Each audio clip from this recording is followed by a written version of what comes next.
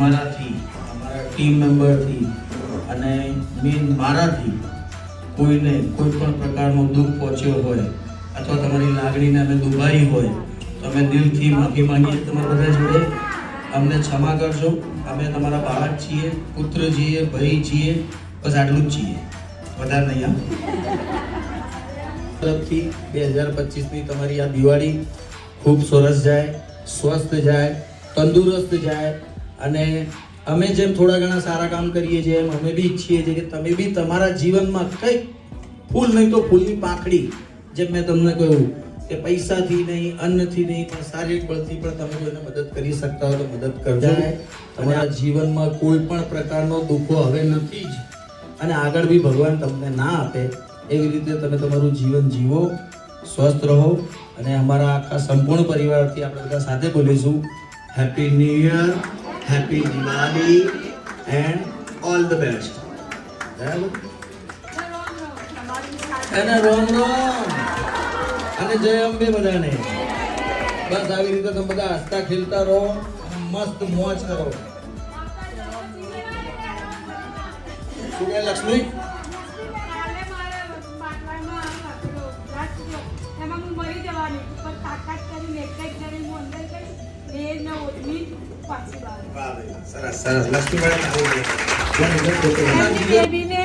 આપણે રથયાત્રા બીજને દાડે સવારે 5 વાગ્યે ડિલિવરી આવવાની, ઉઠાડવા આવી કે ચલો, કશું જ નથી, લઈને ભાગી ગઈ. અમને બધાને પાછળ રાખ્યા, હું એકલી લઈને. બસ તો લક્ષ્મી અમે જેમ સેવા કરી જેમ તમે બી કરો છો. સોનલબેનને છાતીમાં દુખવાનો, એકલી એમની બેબી લઈને ભાગી ગઈ. વાહ. છાતી નથી, પાછળ શું થશે? બસ એવી તમારી ના ના એવું મારા નથી. માટે. તમારી હિંમત છે અને બસ. તમારા બીજું તમારા કંઈ નહીં, વિચારો તમારી છે. આશીર્વાદ છે તો હું આગળ દોડું. ના ના સરસ. એ જો આ સેવા છે એટલે કહ્યું ને કે તમે પૈસાથી નહીં, ધનથી નહીં, અન્નથી નહીં, પણ આવી રીતે શારીરિક મદદ તો કોઈને કરી જ શકો છો. કાલે હું તમે મરજી સક્ષમ છો. બચી ગઈ. પછી એમના બધાના આશીર્વાદ છે. બસ કઈ નહીં, સારી દિવાળી જાય, સારી રીતે એટલે રસ્તામાં બતાવી દેવું છે. અચ્છા, અને હું બોલું તો તારા બોલાયું ને. વાહ ભાઈ. અચ્છા તો તું પહેલે તો મારું પેટ ભરે છે, હું પહેલે તો તારું પેટ ભરે છે, બરાબર ને? એ પ્રેમ છે અમારો. કારણ કે સેવા તો હું નહીં કરતો, સેવા જૂઠું નહીં બોલું. અને એનું સેવા કોની કરાય ખબર તમને? સાંભળો, હું બધાને કહું, જે ઊભા નથી સહી શકતા અથવા એમને કંઈક એવી મેજર બીમારી છે એની સેવા કરાવે. મજબૂત છે, આજની તારીખમાં 500 માણસ તો બીબી ખખડાઈ શકે છે. આખું ખાનદાન એનાથી બીવે છે. શેર તો ગયા પણ શેરની તો છોડ ગયા ને. શેર તો ભગવાન કે ઘર ચલા ગયા પણ શેરની તો છોડ ગયા ને. એટલે શેરની હજી અમે 3 ભાઈઓ ડરીએ છે ને એનાથી. રહેવું પડે તો જ દુનિયા આગળ વધે. પણ ઢીલા પડી જાય તો પછી બસ તે જાણે શું છે, મજબૂત રહેવામાં જ મજા છે. અને એક વાર ફરી અમારા આ બધા દાતાશ્રીઓ માટે આજે તાલીઓ પાડજો. કારણ કે આ દિવાળી તમારી અમને સુધારી છે. આવક મારા ફાધર મને શીખવાડીને ગયા છે, આવકનો 10મો ભાગ, આવકનો 10મો ભાગ તમે બી કરજો. તમે બી કરજો જ. એવું નથી હોતું કે 1000 રૂપિયા કમાય 100 રૂપિયા ના વાપરી શકે. આવકનો 10મો ભાગ વાપરવો જ જોઈએ સારા કામમાં. આ મારા ફાધર મને શીખવાડીને ગયા જ્યારે હું નાનો હતો ને, 7 વર્ષનો, ત્યારે કહ્યું હતું. અને એ મગજમાં બેસેલું છે ત્યારનું કે કરવું જ જોઈએ આવું. જસભાઈ તું બોલના આપકો. લો हेलो इच्छा है सर बोल दो.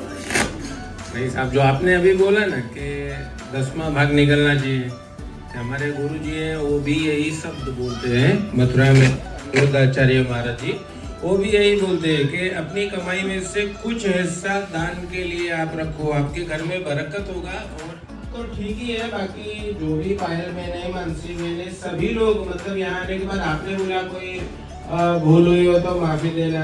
बाकी यहाँ आने के बाद इतना मतलब स्नेह मिलता है जो खुद के, मेरे भी 3 भाई हैं और 2 भाइयों से आज की डेट में उनके घर मेरा आना जाना भी नहीं है. वो मेरी गरीबी का थोड़ा वो है. बाकी ये समझो यहाँ आने के बाद में जिस प्रकार से खाने के लिए और जिस तरीके से हाथ पकड़ के सहयोग करने के लिए हर तरीके से जब भी देखते हैं ना तो सभी लोगों में इतनी ममता है, इतना प्रेम है जो मतलब यानी काबिल तारीफ है। कभी ऐसा फील नहीं होता है कि मतलब, और हकीकत में मेरे को तो यहाँ दिखाई नहीं देता है जो मतलब यानी मेरे को दिखे, पर यहाँ आने के बाद में इतना मतलब प्रसन्नता होती है तो कभी कभी फील होता है कि भाई जिनको दिखता है उनको कितना अच्छा लगता होगा। और मैं तो खुद भी सभी लोगों से कहता हूँ कि नए नए जो गेम आते हैं उससे तो बहुत अच्छा है कि माइक लेके अपने मन के विचार, मन की बातें अगर कही जाए तो वो भी एक गेम समान ही होगा। तो सबको आप बोलना चाहिए, माइक में आना चाहिए, बताना चाहिए जो उनके जीवन में कुछ हंसी के पल है या जो भी कुछ है शेयर करें, तो वो भी एक गेम ही होगा, एक खेल ही होगा। तो सभी मतलब सर आपको और सभी स्टाफ वाले को हैप्पी दिवाली।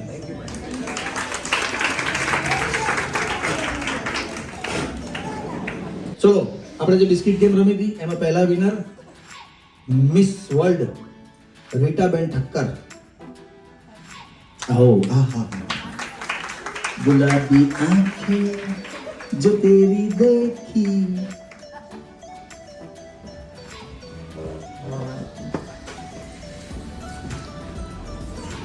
રીટાબેન અનુભવી વ્યક્તિ જો એટલે ગેમ જીતી ગયા. ચાલો થેન્ક યુ રીટાબેન. પછી બીજા છે ઈલાબેન સોલંકી. ગજબ, ક્યાંય બી ઘૂસે તો પાછી કામ પતાઈને જ નીકળે.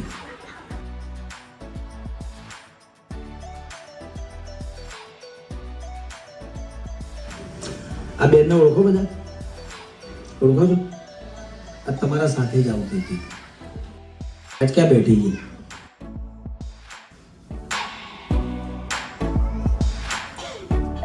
અને હું આજે થોડા શોર્ટમાં વખાણ કરતી હતી, ભાગી જઈશ.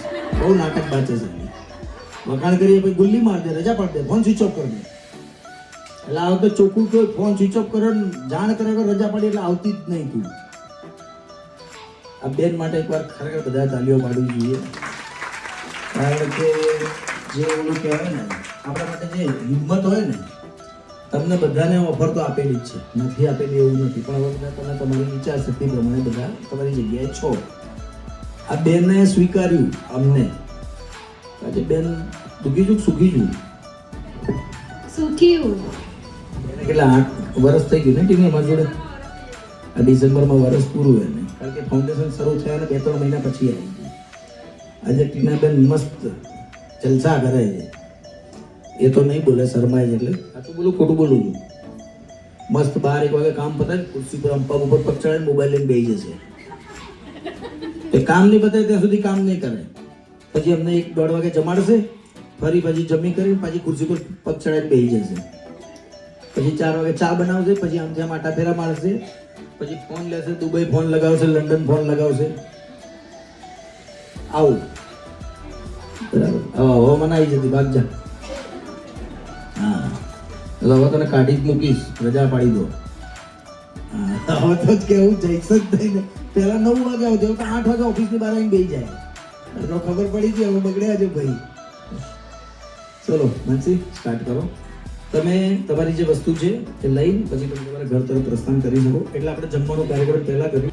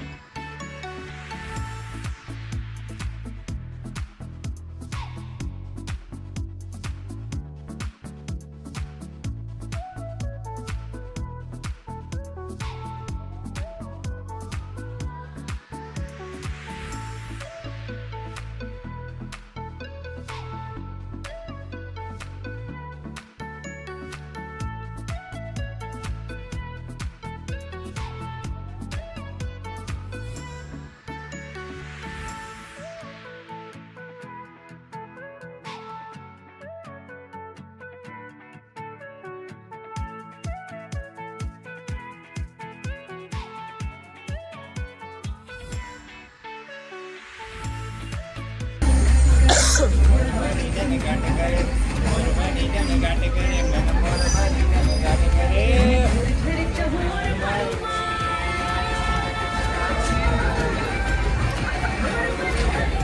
છો ને, તમે ફીલ કરો છો ને, તો એને માનો ને બસ.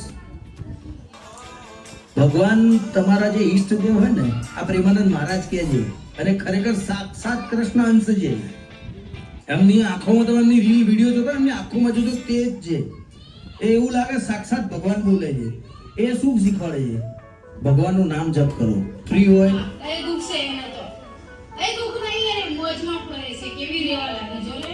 કેવું કરે. અરે પણ હું મરી નહીં, જીવું છું. મારા બે છોકરાઓ છે, એમના માટે જીવું છું. દુઃખ મને નહીં, મારું જીવન સાથી દીધું. પણ લોકો આવું નહીં સમજતા. જો ના કેવી રહેતી હતી, એના બે કેવી રહેશે, કેવું ચાલે છે, કેવી બહાર નીકળે, કોઈ જરૂરત નહીં પડતી. અને પણ મને ખબર છે મારું દુઃખ છે.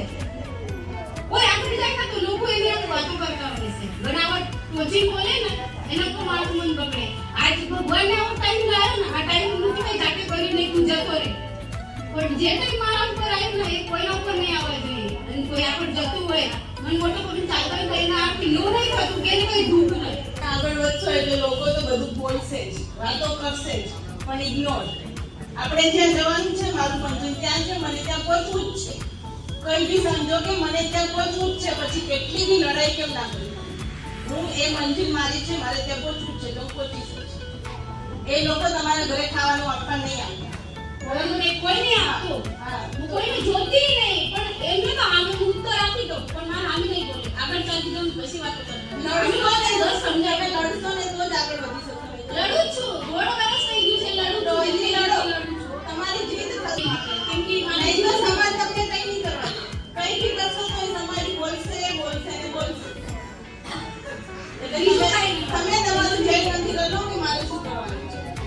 બીજા બધાને છોડો, ઇગ્નોર કરવાનું. તો તમે આગળ વધી શકશો, બાકી દુઃખી જ રહેશો અને રોજ રોજ.